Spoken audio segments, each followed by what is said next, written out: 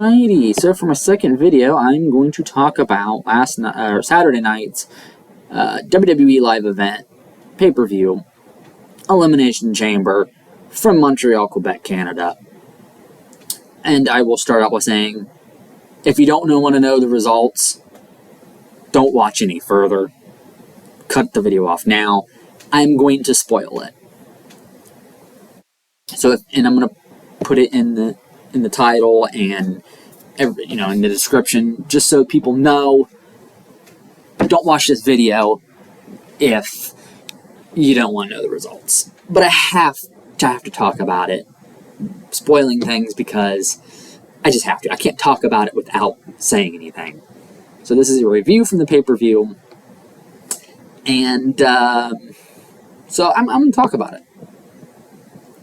Okay, so we start out with the women's Raw Women's #1 contender match inside the Elimination Chamber. And we had Nikki Cross, Natalya, Liv Morgan, Asuka, Raquel Rodriguez, and Carmella. And probably wasn't the best match of the night. It brings the pay-per-view down a little bit for me. It was okay. I'm just going to give this match a 5 out of 10. But I'm happy with the result overall. Asuka gets to face Bianca Belair at Elimination Chamber. Or WrestleMania, I'm sorry. I like Asuka. I've been a fan of hers since she came on to the WWE, because I don't watch the indies and I don't watch New Japan and all that stuff. So I had no idea who she was until she came to NXT. And she's impressed me the whole time. And I'm glad that she won. Nikki Cross, of course, was the first eliminated, which I thought kind of sucked, because Nikki Cross is good. But, only one person can win, and next match. This is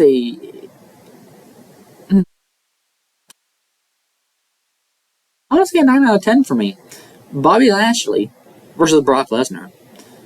Good back and forth between the two of them. F5 spears, and the Hurt Lock was applied, and it ends with a low blow, Brock Lesnar to Bobby Lashley, and Brock Lesnar didn't take it well, and he beat up the ref. And I just love it when that happens every time, when the refs get beat up. And I think he beat up a second one, too. He put him to a table, the second one.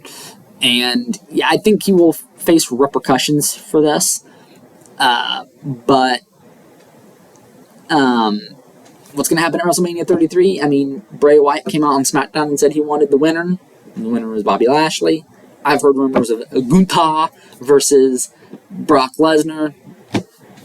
Yeah, I think that'd be good matches at WrestleMania. Let's do it. Next match, Edge and Beth Phoenix versus Rhea Ripley and Finn Balor, with Dominic Mysterio, who kept interfering, and it drives me nuts. I cannot stand this character. Things he's done recently is just awful. He thinks because he was in county lockup for like an hour, he's this big, tough prison guy. Dude, you ain't nothing. I've met people that have been in prison. You wouldn't survive among them, little dude. I'm sorry. They've actually been to prison, okay? But Edge and Beth Phoenix won. Rhea Ripley tried to had Beth Phoenix on her head on the ring steps, and was about to, I think, hit her with a chair. I can't quite remember. Try to take her out again, and well, it didn't happen, thankfully. But the match, I'm going to give it an 8 out of 10, because it wasn't as shocking as the Brock Lesnar match, and I kind of knew that Edge and Beth Phoenix would gain a victory here. Yeah. And of course, at one point during this, they show like a commercial for WrestleMania with Seth Rollins being the Joker and Becky Lynch as some weird kind of Batman thing, and it was, ugh. I didn't like it. It's like, stick to your day jobs, guys. It was kind of lame. But anyway, then we have the men's Elimination Chamber. This is for the United States title. Austin Theory, the champion, defending against Montez Ford, Johnny Wrestling, Seth frickin' Rollins, Bronson Reed, and Damian Priest. And I love that Montez Ford kept doing the suck it sign, which is great. I love DX. The best faction I think that's ever existed in pro wrestling. I was always a WWE guy, so back in the WCW days, I didn't watch WCW. I watched WWE. I was like 10, 11 years old, but I freaking loved it. Always giving people the suck it sign. I mean, you can't help it, right? But there was this one spot where Montez Ford jumped off from the top of the chamber. He was hanging onto it like this, and he fell on everybody, and some other stunts that he did in the match, and he got hurt. And they had to have the refs, people come carry him out. Everyone else was out of the match except for Seth and Austin Theory. And you think Seth Rollins is going to win, but stupid Logan Paul shows up. This guy does not belong anywhere near a wrestling ring. And I'm sick and tired of hearing about the dude. Like, really, I don't know the dude personally, and I don't watch his videos. I really don't know too much about the guy. But I will have to say, the character he's portraying on here, it's annoying. If he's serious about being a pro wrestler, and he trains, and he wants to really do this, hey, more power to him. But I don't think he should ever be world champion. Please, Triple H, don't let him be world champion. And it's just annoying. Seth should have won, but I know they're trying to set up for WrestleMania, and it's going to be Seth versus Logan Paul. Go Seth. Beat the crap out of him. And then Roman Reigns. Sami Zayn.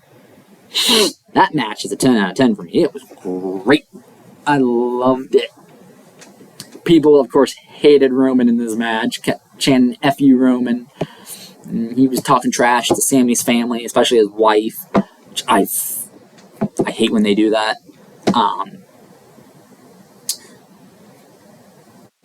I'm sick and tired of Roman as champ, and I think a lot of people are. And yeah, he won, obviously. But freaking, what was it, Jey Uso finally came back. He and Jimmy, they interfered and everything, beat up Sammy, but at the end it was great. Kevin Owens came out to help Sami Zayn and just stone cold stunned everybody, except for Sammy, of course, and it was great. Paul Heyman even got it, because Walrus wanted to get involved, of course.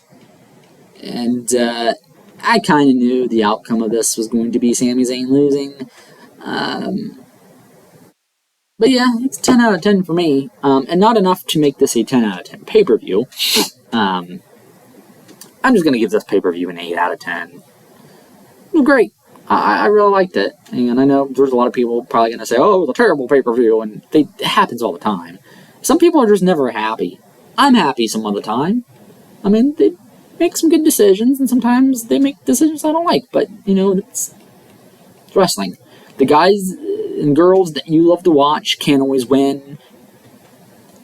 They can't ever lose fairly. Win fair and square. The bad guys never win fair and square. Again, it is what it is.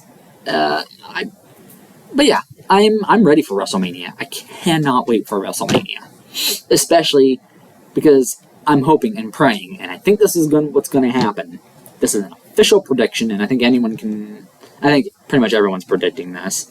But you never know how things are going to go. But if Triple H is truly, truly, truly in charge, this will probably happen, and I can't wait. Roman Reigns is done. The Roman Empire will fall. Your next champion will be the American Nightmare, Cody Rhodes, and I am 100% rooting for Cody. He deserves this. I don't know all the stuff that went on in AEW. I do watch it occasionally. Sometimes I like to watch a lot of it. AEW. I do like it. I do like AEW. And I hope the best for them, and I hope they become a big, major wrestling promotion. I mean, that's what they want, and they deserve it. I know those people work hard. But I'm always a WWE guy. Sorry. Always have been, always will be. But that doesn't mean all the rest of wrestling is bad, because it's not. It's all good. They all put on a good show for us. They're entertaining, and yeah, I just love it. So, anyway, those are my thoughts about the pay-per-view. What are yours? I would love to hear from you. If you enjoy this video, please like it. Check out the rest of my content that I have, and subscribe if you want to. But yes, I do want to hear what you think about what happened. Tell me I'm wrong if you want to. I don't care. Anyway, until then, I'll catch you all later.